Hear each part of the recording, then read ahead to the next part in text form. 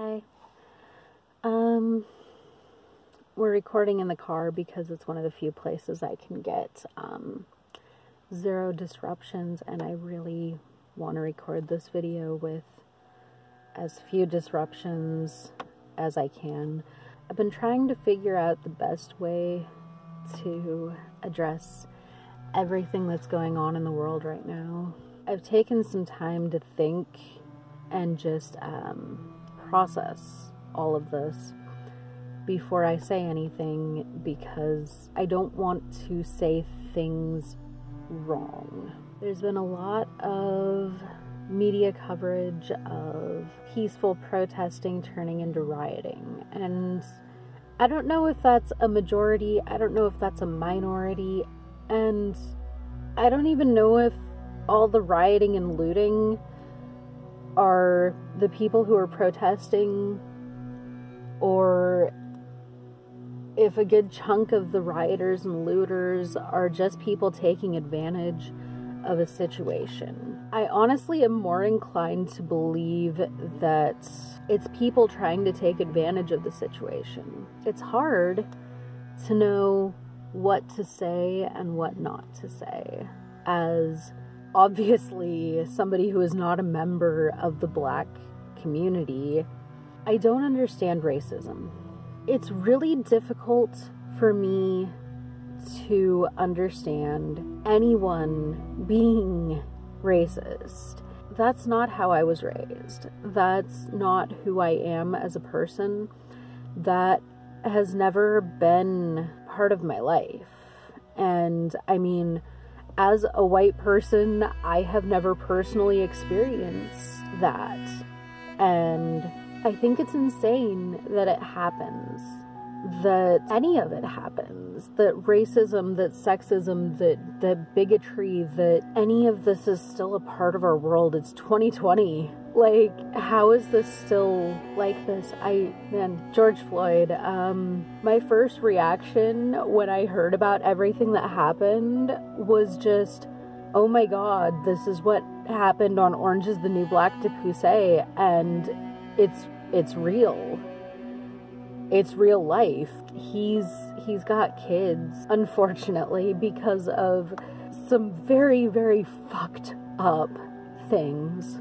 His child, his little 6-year-old child, is gonna grow up knowing that someone who was supposed to protect killed their daddy. Nobody should have to grow up like that. Nobody should ever have to grow up knowing that somebody who is supposed to be protecting you murdered your father. There's a protest planned, like it's on Facebook, and it's being advertised as peaceful. No, like rioters and looters are welcome kind of thing, but I don't know how that's gonna go down. It's been bonkers. I mean, last night it was in my community, and I don't live in a big city. I mean, it's, according to Wikipedia, it's like the 15th largest city in the state, but I mean, it's not a big city. I got a text from my coworker saying they closed our store early because there were rioters and looters in our town close by our store. This morning I woke up, and on the community page for my town there was a picture of a store that's like half a mile down the road from me that had completely shattered window. I understand the protesting. Part of me wants to go join the protesting, and part of me feels like I should not because of the rioting and looting, but I want to show that I support everything. I support the protesting, the peaceful protesting. I do not support the looting and the rioting and lighting things on fire and breaking into buildings and destroying people's cars and any of that stuff, but I support the peaceful protesting. And it's not okay what happened to George Floyd. It's not okay. nobody should have that ever happen to them. And it is so unfortunate that this is still happening. I got permission earlier from one of my friends to share the things that he had to say on Facebook. I just want his message to reach as many people as possible, because like what he said it amazing. Anyway, I'm just gonna insert that at some point in my ramblings here. It's a messy world with people that have tons of questions and no answers. It's a world of hurt, pain, resentment, fear, corruption, perceived entitlement, actual entitlement, power over others, and no accountability. It's a world where outlets of protest are being told they're wrong and shouldn't be done, or they are un-American. But when these options are being removed, it leaves little else but reactionary responses. People are hurting right now. They hurt for all the lives lost due to the criminality of those in place to serve their interest and protect their power. If you have 1,000 officers in a line and only one of them is corrupt, but the other 999 of them do or say nothing against that one officer, then they are all corrupt, just my opinion. It just makes it that much more difficult to entrust my life and the lives of any of my family and friends to the law enforcement community. Silence is compliance. I would rather die for what is morally right than live with the apathy and indifference towards another person's right to live. What happened to innocent until proven guilty? What happened to not encroaching on civil liberties? Laws of the land are interpreted and enforced by those in positions of power, and those with voices of disharmony are either silenced or criminalized in the public view. Martin Luther King led a revolution based on a protest. He inspired millions of people to stand up and do what is morally right and just. He fought for the simple right to be seen as a human being, for all people of color and that were oppressed. He was the voice of peace, and he was still murdered. For what? Just saying. Do I condone vandalism? No, never. Burning down your own communities and perpetuating the continued perception of irrational behavior does more harm than good. But answer me this. When peaceful protest was attempted, what happened to that individual?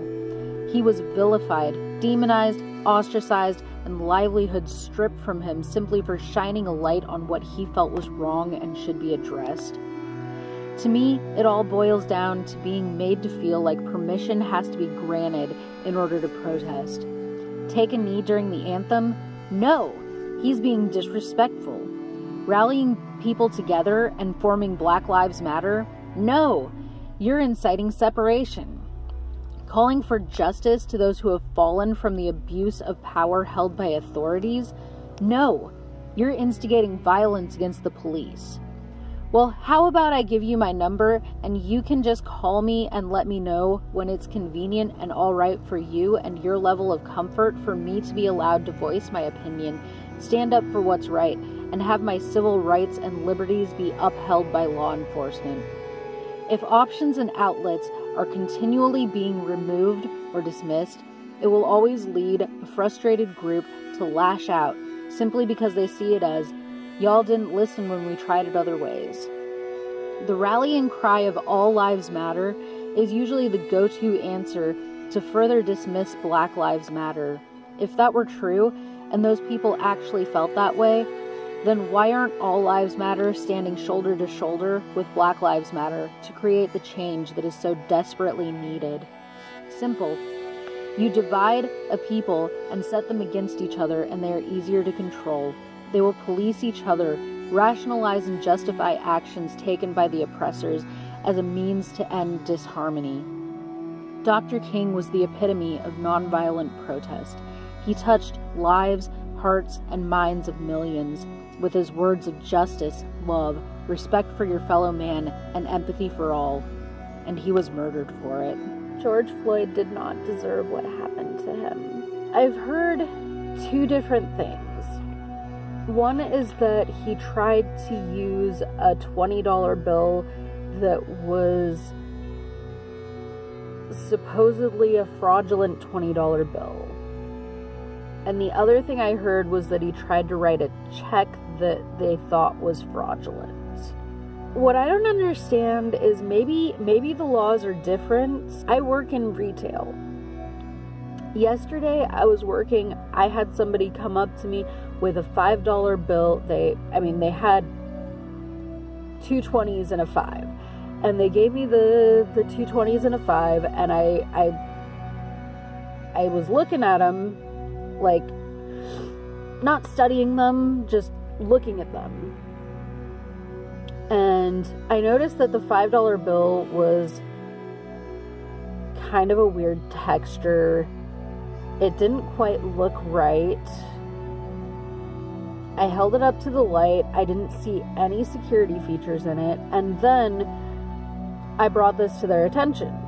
And they were like, oh, I just got it from a store, like, as change. I'm confused by this. And I mean, the one guy, he handed me another $20 bill, and while they were looking at that bill, I gave them their change, which included a $5 bill from the drawer.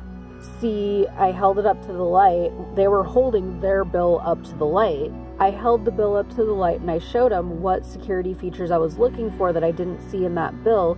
And then I noticed that, like, the background of the bill wasn't the right color. The whole point of this story is saying that, like, I didn't, call the cops on them.